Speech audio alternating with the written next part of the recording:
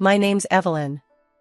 Been married to George for what feels like an eternity, and most of that time's been about raising our son, Jacob. From the start, we wanted nothing but the best for him. We scrimped and saved, hoping he'd grow up strong, smart, and independent. But you know what they say about best-laid plans. Jacob was a handful as a teenager, always into some mess or another. And each time he'd come home, sheepish or smirking, depending on the scrape, I'd be there, making sure it didn't break him or us. George would shake his head, saying I was too soft on him. You love him too much, Evie. You're spoiling him rotten. But I'd just laugh that off. Love doesn't spoil a person, George. It builds them up. But here we are, Jacob's 30 and still not quite built up. We paid through the nose for a good education, hoping he'd latch onto something solid, but no luck. Girls and parties caught his fancy more than any textbook or job. He'd graduated all right, but you wouldn't know it from where he's at now, job hopping like it's his career, and still relying on us to keep a roof over his head. George and I, we're not young anymore, but we're still working part-time. Every penny we make, we tuck away, thinking about a decent pension, because who knows how long we'll have to keep bailing Jacob out. We've paid off our mortgage and we pinch every penny twice, only spending on what's necessary. And Jacob? He swings by the house most nights, belly hungry and wallet empty. Hey, Mom, got anything to eat? He'd call out as soon as he stepped in, not even a how are you first. I'd always have something on the stove. Sit down, I'll fix you a plate. But listen, Jacob, you can't keep going like this. When are you going to get serious about a job? Settle down a bit? Jacob, he'd just shrug, shoveling food like he was filling holes in his life. Jobs are tough, Mom. Nothing sticks. Don't worry, something will come up. George would be at the table too, muttering into his coffee. You need to stop making it so easy for him, Edie. He's got no reason to change, does he? Not while the meals keep coming. Then one evening, Jacob came home with news. Mom, Dad, I met someone.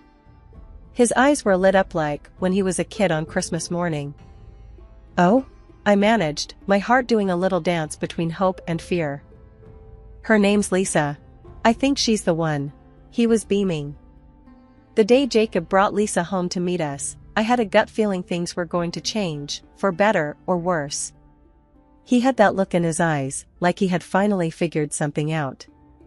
And there she was, smiling and pretty, trailing behind him like she was stepping into a whole new world. Mom, Dad, this is Lisa. Jacob introduced her with a wide grin, pushing his shoulders back like he was presenting a grand prize. Lisa reached out her hand, her grip firm and confident. It's so lovely to meet you both, she said. Her voice was smooth, almost rehearsed, but it was nice to hear someone speak so sweetly to us old folks.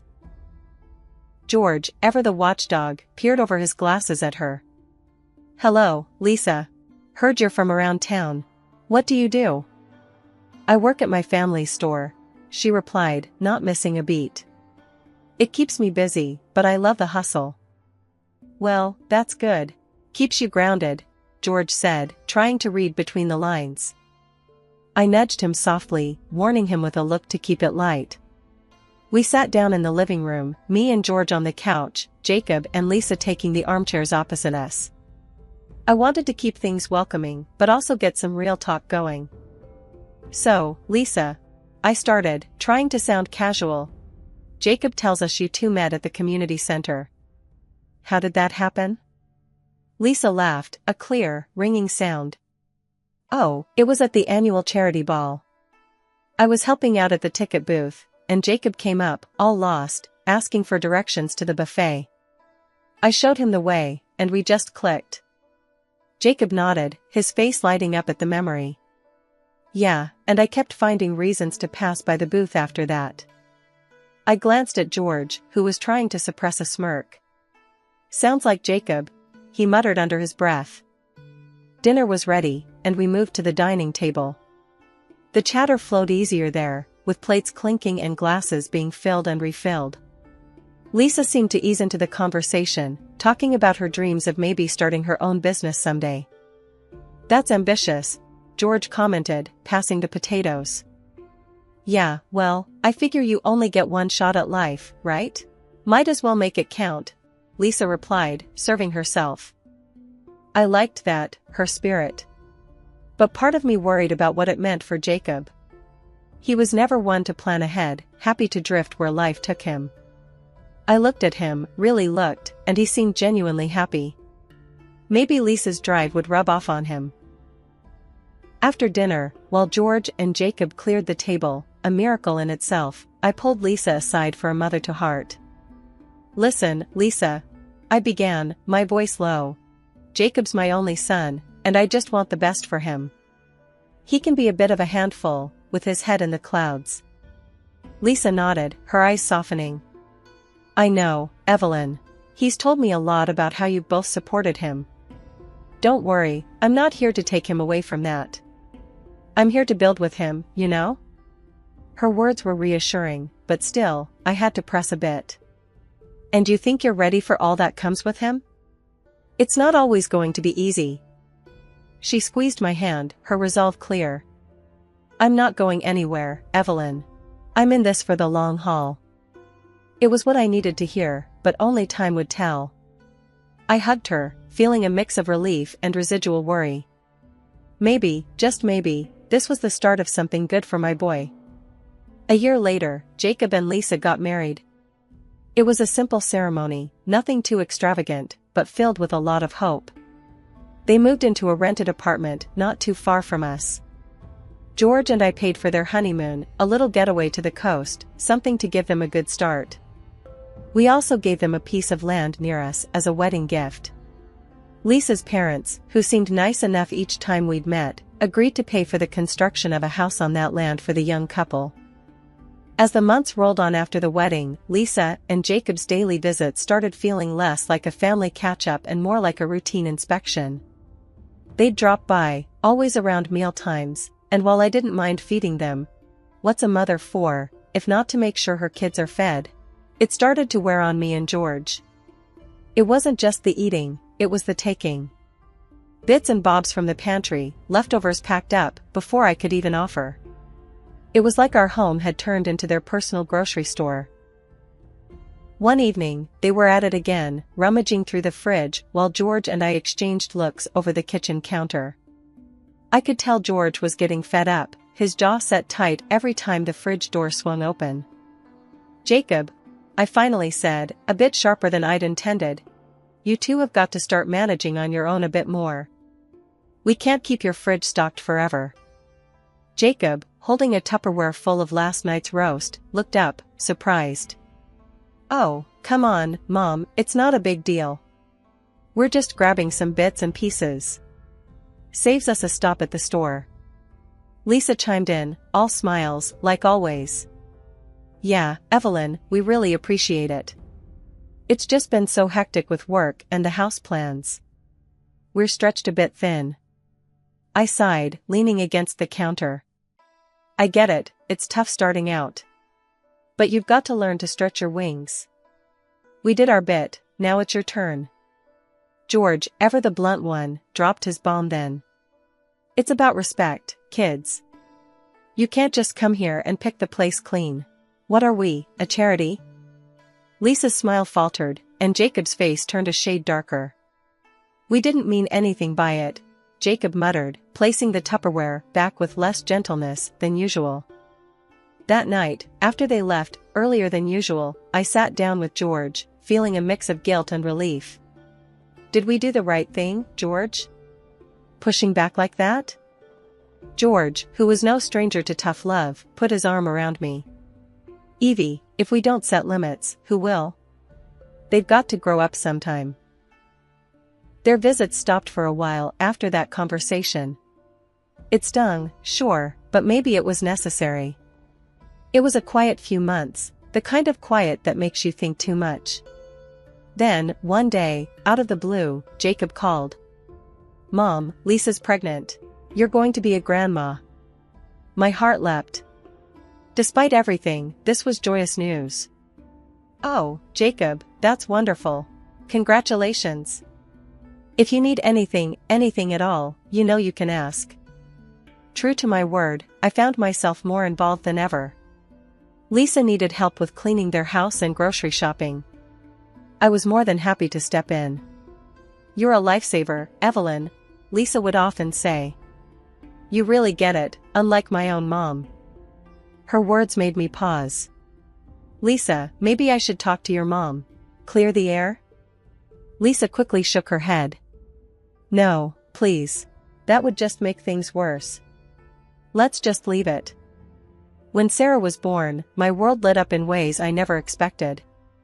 I was overjoyed and ready to spend every minute spoiling my granddaughter. But soon enough, Jacob and Lisa started leaning on me a bit too hard, turning my joy into a near full-time job. One day, not long after Sarah came home from the hospital, Jacob hit me with a question that caught me off guard. "Mom, can you watch Sarah while Lisa goes back to work? Or maybe help pay for a babysitter?" he asked, as if it was just a small favor. I was taken aback. "Why can't you two handle this on your own? You're both working, and yet somehow you're always needing help. And all those new things I see every time I come over, how do you manage to afford that stuff but not care for your own child?" Jacob didn't take that well. He shot back, "Look, if you can't help out, maybe you won't see Sarah as much. How would you like that?" His words stung. I couldn't believe he'd use Sarah as a bargaining chip. But I wasn't about to let my feelings jeopardize my relationship with my granddaughter. "Fine," I said, gritting my teeth. "I'll help. But we need to find a better long-term plan." That helping quickly turned into me watching Sarah almost every day. Lisa and Jacob would drop her off in the morning, often before I'd even had my first cup of coffee, and then pick her up just in time for her to go to bed. Before I knew it, my days revolved around Sarah's needs, from meals to playtime to naps. As Sarah grew and started school, my duties shifted from full-time caregiver to chauffeur and after-school guardian. I picked her up from school, helped with homework, and made sure she had a good dinner, things I loved doing, but it was a commitment I hadn't exactly signed up for. Jacob and Lisa, meanwhile, took to this arrangement a little too comfortably. Weekends away, evenings out, and little vacations became part of their routine, leaving Sarah with me and George. We didn't mind the time with Sarah, in fact, we treasured it. But we couldn't help feeling used. The more we gave, the more they took. George and I started noticing more and more new gadgets and clothes coming into Jacob and Lisa's home. One evening, as I handed Sarah over to Jacob after another long day, I couldn't keep my frustration bottled up any longer. "Jacob, you and Lisa seem to be living it up quite well. Fancy new watches, clothes. It's a bit much, don't you think? Meanwhile, I'm covering costs for Sarah's necessities. Doesn't seem right." Jacob was defensive, as always. "Mom, we're just trying to provide the best for our family. You want Sarah to have the best, right? Providing the best doesn't mean leaving all the responsibilities to your parents," I snapped. "You need to start taking care of your own family. It's not fair to push it all onto us." He sighed, running his hand through his hair. "We really appreciate everything you do, Mom. We'll try to do better." But better never came. George and I bought clothes and toys for Sarah, paid for her school supplies, and essentially provided for her as if she were our own child again. We loved her fiercely, but we were also exhausted, emotionally and financially. It was past midnight when the phone by my bedside rang. I grabbed it, heart racing. It was Sarah, whispering, "Grandma, I'm scared. I'm all alone at home and I can't sleep." My mind raced as I shot out of bed. "Stay on the phone with me, sweetheart," I said, quickly throwing on some clothes. George was already up, grabbing the car keys. We drove over to Jacob and Lisa's house in a hurry. Pulling up, it was dark, too quiet. My hands shook with anger and fear as we approached the door. When we got inside, Sarah ran to me, nearly knocking me over with her hug. "They went to a party," she said, her voice muffled against my coat. I called Jacob, unable to keep the edge from my voice. "Where are you?" Sarah's been alone and scared. Jacob's response was slurred, dismissive. Mom, calm down. It's no big deal. We do this sometimes. She's fine. Fine? It's not fine, Jacob. You left your daughter alone at night. I shot back, my voice rising. He hung up, leaving me fuming and George pacing the living room. We decided to stay with Sarah until morning, not that we could have slept anyway. The next day, after ensuring Sarah was at school and safe, I made a decision. I couldn't let this go. I drove to the next city over to see Janet and her husband, Lisa's parents. They deserved to know what was happening under their noses. Sitting in their living room, I laid it all out. Janet, did you know Sarah was left alone last night?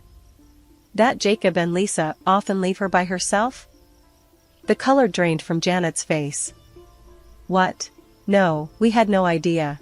We thought. I pressed on. And there's more. You've been sending money for private schooling and expenses, right? Well, Sarah's almost always at our house, and we've been the ones handling school fees and other costs. Janet and her husband exchanged a look of disbelief. We send them $50,000 a year for her schooling, Janet murmured, her voice tinged with shock and betrayal. They've been lying to you. They pocket the money, telling you it's for Sarah, while we provide for her. It's all been a sham, I said, my voice steady, despite the storm inside. The room was thick with tension as they processed the news. This is fraud, Evelyn. They're stealing from us, using Sarah as a pawn in their games, Janet's husband finally said, his voice hard. I nodded, resolute. We need to take action. For Sarah's sake and for our own. We can't let them continue like this. We agree, Janet said, her eyes meeting mine, a new resolve forming between us. We'll support you in whatever needs to be done. This ends now. I left their house with a heavy heart, the drive home filled with mixed emotions. Anger, betrayal, but also a grim satisfaction that we were finally going to hold Jacob and Lisa accountable. The very next morning, I made calls to both a lawyer and the local social services. The situation had gone too far. It wasn't just about money now, it was about Sarah's safety. The lawyer, a straight shooter named Bill, advised us on our options, and social services were equally concerned about the situation. They set up an immediate visit to Jacob and Lisa's house. George and I decided we needed to be there too, to face this head-on. When we arrived at Jacob's house, Lisa opened the door, her face twisted in anger. What are you doing, Evelyn? Bringing social workers here? They're asking why we leave Sarah alone. Her voice was sharp, accusing. I kept my cool, despite the heat rising in my chest. We're here for Sarah's well-being, Lisa. That's our only concern, I replied firmly. The social workers had already started their inspection and quickly noted several concerns. They pulled us aside, their faces serious. We've observed enough to draft a report on child neglect and the failure of parental duties, one of them whispered to me, holding a clipboard tightly against her chest. Lisa overheard and stepped up, her tone venomous. You have no right, Evelyn. Because of you, they're saying we might lose our daughter. You won't see her again, I'll make sure of it. Jacob, who had been quiet until then, finally spoke, his voice cold and harsh. Mom, you've really done it this time. I can't believe you'd turn on your own family like this. I'm done with you. I swallowed hard, fighting the hurt. This isn't about us, Jacob. It's about Sarah. About keeping her safe. That's when the door opened again, and in walked Janet and her husband, summoned by me for support. Lisa's face lost all color, her bravado slipping. Janet stepped forward, her voice trembling, but strong. Lisa, we know what's been going on. The money, the lies. You've been playing us all. We're here to put an end to it. Jacob and Lisa were silent now, the reality of the situation settling in. I cleared my throat loudly to capture everyone's attention. As the room fell silent, I reached into my bag and pulled out a stack of official-looking documents. Everyone's eyes were fixed on me as I started handing them out to Jacob and Lisa. Here, I said sternly, pushing the papers across the table towards my son. These are your disinheriting papers, and next to them, the lawsuit we've filed for compensation due to years of your deceit. I didn't miss the shock passing over Jacob's face as he fumbled with the documents, his confusion palpable. Beside him, Lisa looked like she was about to faint. There's more, I continued, my voice firm and unyielding. We're also selling the piece of land we gave you for your wedding. It's still in my name, thankfully. Before they could respond, Lisa's parents stepped forward, their expressions grim. They had their own set of documents, which they presented to their daughter with heavy hands. And here, her father said, his voice trembling with a mix of anger and betrayal, are your disinheritance papers from us, Lisa. We're also demanding the return of all the funds you've misappropriated. Lisa's breakdown was immediate. There's no money left. We spent it all, she cried hysterically, her hands trembling. Jacob stood beside her, silent, his face a mask of shock and helplessness. As the room buzzed with the tension of broken trust and shattered relationships, I took a deep breath and delivered my final blow. We will also be seeking to deprive you both of parental rights, I announced, my voice steady despite the turmoil inside me. We've talked to Sarah, and she's expressed a desire to stay with us permanently. We plan to take full custody and eventually adopt her. Just as I thought the situation couldn't get more strained, Lisa, who had been sobbing uncontrollably, suddenly stopped. She looked up with a calculating expression and said, "What if we make a deal?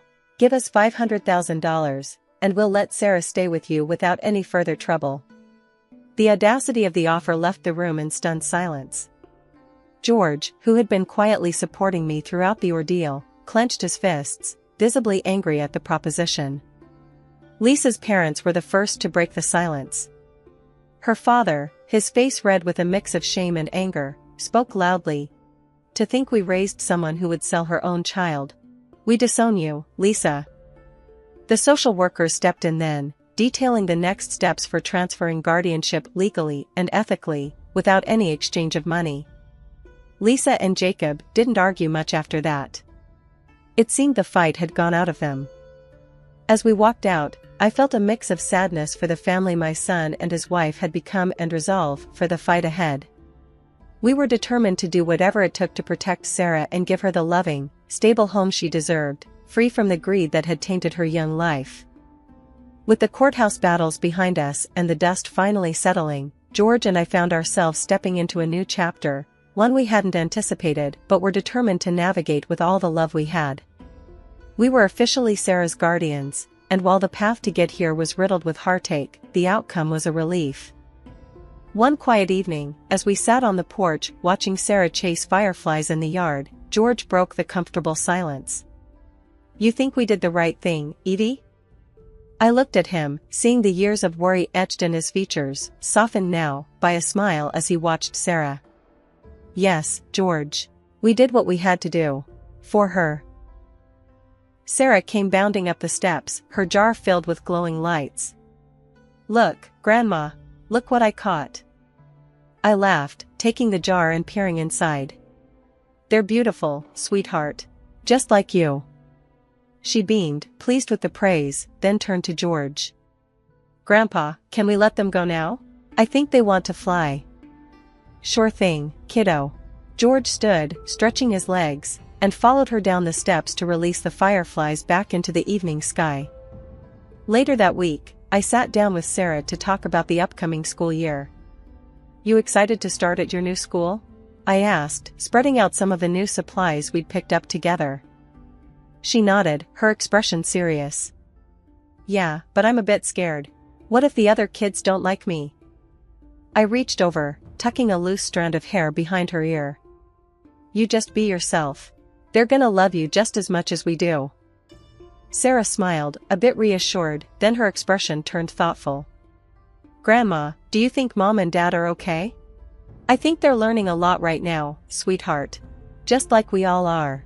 But remember, Grandpa and I are here for you, always." As fall rolled in and Sarah settled into her new routine, George and I attended school events, helped with homework, and built a new rhythm around our granddaughter's needs. One evening, as we sat down for dinner, George raised his glass in a small toast. To new beginnings, and to family. The ones we're born into, and the ones we make along the way. I raised my glass to his, our eyes meeting over the table. To family, I echoed. Sarah, not one to be left out, raised her milk glass, with a giggle. To family. The laughter that followed was light and genuine, filling the room with warmth.